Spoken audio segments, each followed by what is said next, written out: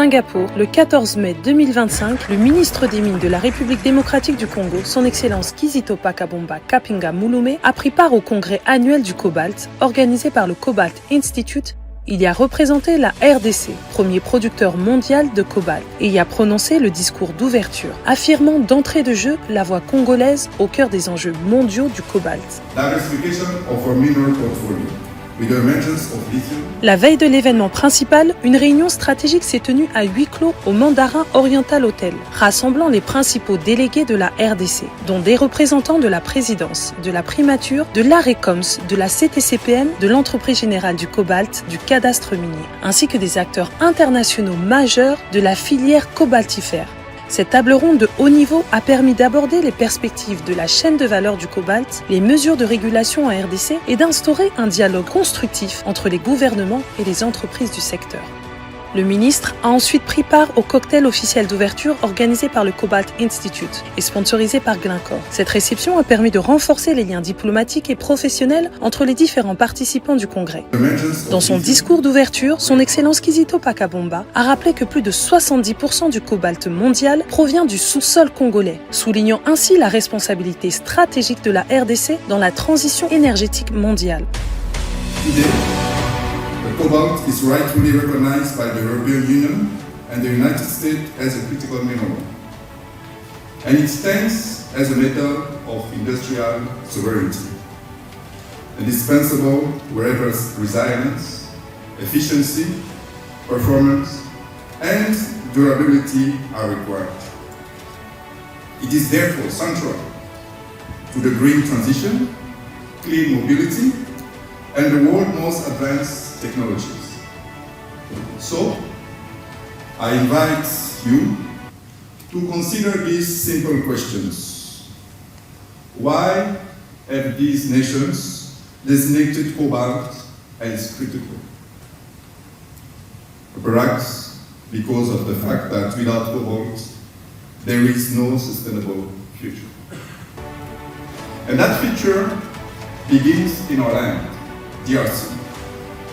The Democratic Republic of Congo accounts for over 70% of global cobalt production, amounting to nearly 200,000 metric tons per year. And this is not just a statistic. It is an immense responsibility for us. Indeed, it is from our subsoil that much of the global value chain for batteries, green mobility, digital transformations, and global decarbonizations begin. We are fully aware of that. But this responsibility cannot be limited to extracting and exporting. Our ambition is clear: to increase local transformation, to create local jobs, to retain added value, and turn cobalt into a lever for economical and social development for our population. Il a réaffirmé l'engagement du pays à promouvoir la transformation locale, la traçabilité, l'investissement durable et la création de valeur ajoutée au bénéfice du peuple congolais. Le ministre a également mis en avant les 5 axes de diversification de la politique minière congolaise, à travers des initiatives telles que la suspension temporaire des exportations de cobalt brut, le renforcement de la traçabilité via l'entreprise générale du cobalt EGC en sigle et l'adhésion à des plateformes internationales comme le Minerals Security Partnership. La RDC entend redevenir un acteur souverain et incontournable des chaînes de valeur mondiales. Le cobalt de la RDC doit devenir un symbole de justice climatique et de coopération internationale, a déclaré le ministre, appelant à des partenariats équitables, intégrés et respectueux des normes ESG.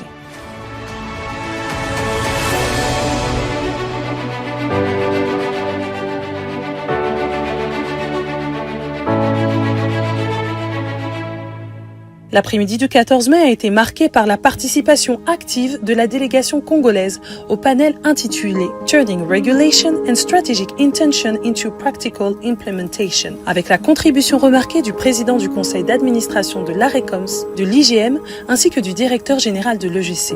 En marge du congrès, son Excellence a tenu une série de réunions bilatérales avec plusieurs personnalités de haut rang, notamment M. Septian Aryo Seto, secrétaire général adjoint à la coordination des investissements miniers de l'Indonésie. ainsi qu'avec les PCA et DG des entreprises principales minières congolaises, dont M. Placine Kala, directeur général de la GECAMINE, et M. Guy-Robert Lukama, PCA de la GECAMINE. Une délégation de Glencore, menée par Mme Marie-Chantal Kaninda, présidente de Glencore RDC et PCA de Kamoto Cooper Company, ainsi que des représentants du CRU Group. Il a également participé à plusieurs interviews exclusives, notamment avec le Financial Times, Bloomberg et Reuters. La participation du ministre Kizito Pakabomba à ce sommet mondial renforce l'image d'une RDC proactive, déterminée à peser sur les décisions globales liées aux ressources critiques. Cette mission témoigne de l'ambition du pays à ne plus être seulement une terre d'exploitation, mais un acteur central dans la gouvernance éthique et stratégique des minerais du futur.